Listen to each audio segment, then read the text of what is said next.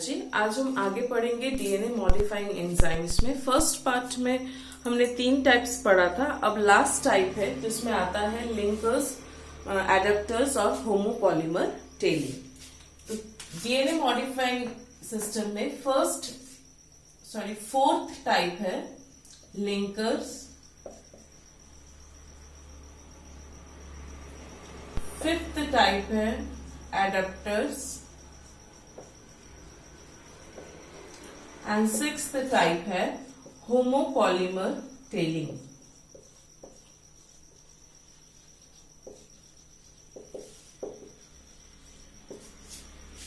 अब इस तीनों एंजाइम्स की या ये तीनों टाइप्स की क्यों जरूरत है?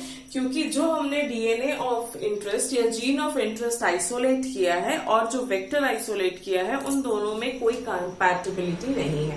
कंपैटिबिलिटी नहीं होने के कारण ये दोनों आपस में ज्वाइन नहीं हो पा रहे हैं। तो हम अब ये 3 मेथड्स पढ़ेंगे जिसके थ्रू हम वेक्टर और जीन ऑफ इंटरेस्ट इन दोनों को कंपैटिबल बना के ज्वाइन कर सके। तो फर्स्ट टाइप है लिंकर। लिंकर्स खुद क्या होते हैं? लिंकर्स होते हैं double stranded molecules. Let's suppose हम बात कर रहे हैं इको R1 लिंकर्स की। तो अब ये लिंकर कैसा है? ये linker eco R1 containing linker है। तो लास्ट हमने जब रेस्ट्रिक्शन एंडोन्यूक्लियेसेस पढ़ा था तब हमने देखा था कि इको R1 जो है उसका साइट ऑफ एक्शन है GAATTC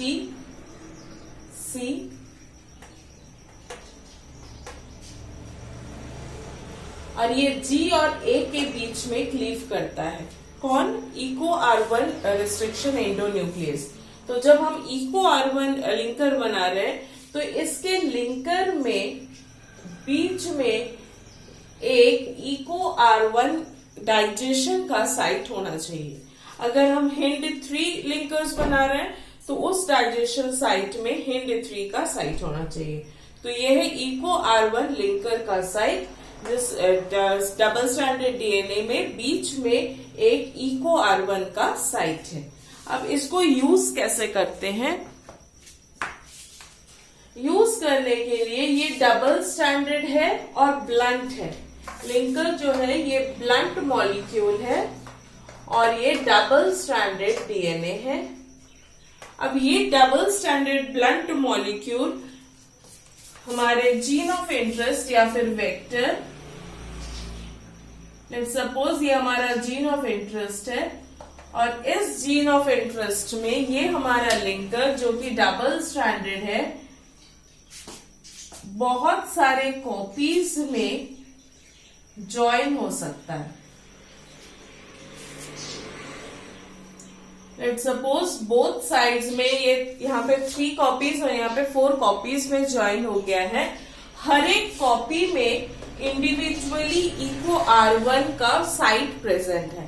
तो जब ये डबल स्ट्रैंडेड स्ट्रक्चर बन जाएगा, अब अगर हम इस स्ट्रैंड को डबल हेलिक्स मतलब इसको अगर restriction endonuclease Eco R1 restriction endonuclease से ट्रीट करते हैं तो ये इधर लास्ट और इंडिविजुअल्स हर एक फ्रैगमेंट्स में इको R1 साइट जहां प्रेजेंट था वहां पे ये क्लीव कर देगा। तो हमको रिजल्टेंट क्या मिलेगा? हमको रिजल्टेंट मिलेगा हमारा gene of interest with a sticky and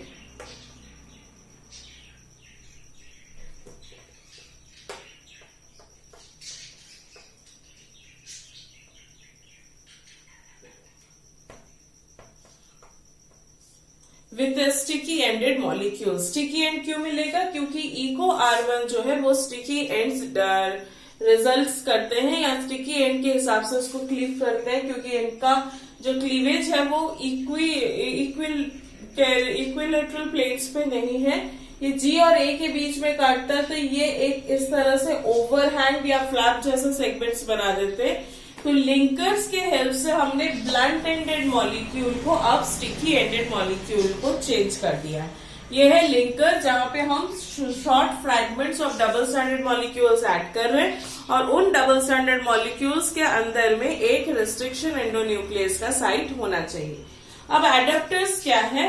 adapters linkers को ओवरकम करता है। लिंकर्स में एक ड्रॉबैक है कि हमने जहां यहाँ पे इको R1 के साइट्स में डाइजेशन किया, अगर इको R1 का साइट कहीं हमारे जीन ऑफ इंटरेस्ट में प्रेजेंट हो तो इको R1 के डाइजेशन के बाद हमारा जीन ऑफ इंटरेस्ट भी हार्म हो सकता है, मतलब जीन ऑफ इंटरेस्ट भी क्लीव हो सकता है।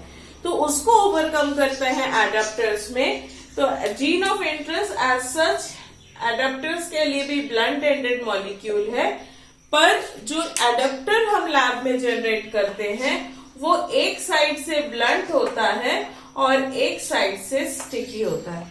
तो इस तरह का एक साइड से ब्लंट और एक साइड से स्टिकी, इस तरह के ब्लंट एंडेड मॉलिक्यूल होते हैं। और ये एंड्स अब यहाँ पे ज्वाइन हो जाएंगे। तो अब हमारा एडेप्टर कैसा रहेगा? एडेप्टर ऐड होने के बाद gene of interest sticky and में कन्वर्ट होगा, पर इसमें क्योंकि ये already blunt with sticky ended, एक साइड ब्लंट एंडेड और एक साइड स्टिकी एंडेड है, तो अल्टीमेटली हमारा जीन ऑफ इंटरेस्ट वापस से कन्वर्ट हो जाएगा blunt and gene sticky ended molecule में। ब्लंट एंडेड मॉलिक्यूल हमारे जीन ऑफ इंटरेस्ट के ब्लंट साइड पे कनेक्ट हो जाएगा और स्टिकी एंड्स एक ओवरहैंग फ्लैग जैसा रह जाएगा। तो ये हो गया लिंकर, ये हो गया एडेप्टर। लास्ट है homopolymer tailing. Homopolymer tailing terminal phosphatidyl transferase से करते हैं, जहां पे हमारा जीन ऑफ इंटरेस्ट अगेन ये ब्लंट एंडेड मॉलिक्यूल है और इसके 3' एंड पे हम अपने चॉइस से जो जिस भी हम पॉलीन्यूक्लियोटाइड को ले रहे हैं वो एडेड मॉलिक्यूल्स यहाँ पे ऐड हो सकता है।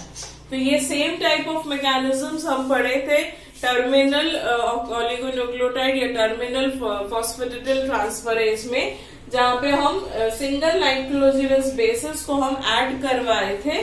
तो ये टेक्निक है होमोपॉलीमर टेक्निक। तीनों टेक्निक, लिंकर हो, एडेप्टर हो या होमोपॉलीमर टेक्निक हो, ये तीनों में blunt ended gene of interest convert हो जाता है स्टिकी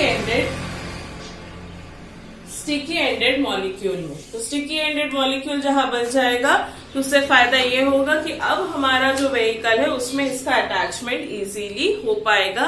अगर इनकेस व्हीकल हमारा स्टिकी एंडेड है और जीन ऑफ इंटरेस्ट हमारा ब्लंट एंडेड था तो वो कभी भी ज्वाइन नहीं हो पाता। तो ब्लंट एंडेड मॉलिक्यूल को हम वापस से स्टिकी एंडेड में कन्वर्ट किए। एज पर रिक्वायरमेंट हम रेस्ट्रिक्शन एंडोन्यूक्लियस के साइट्स को लेंगे और उसके बाद उसको आगे अटैच करेंगे। तो ये हमारा रिकॉम्बिनेंट डीएनए टेक्नोलॉजी का लास्ट नेक्स्ट स्टेप था, जिसमें हम डीएनए को मॉडिफाई करते हैं ताकि जीन ऑफ इंटरेस्ट और वेहिकल या वेक्टर जो है वो दोनों कंपैटिबल हो जाए और आपस में ज्वाइन हो जाए। Thank you.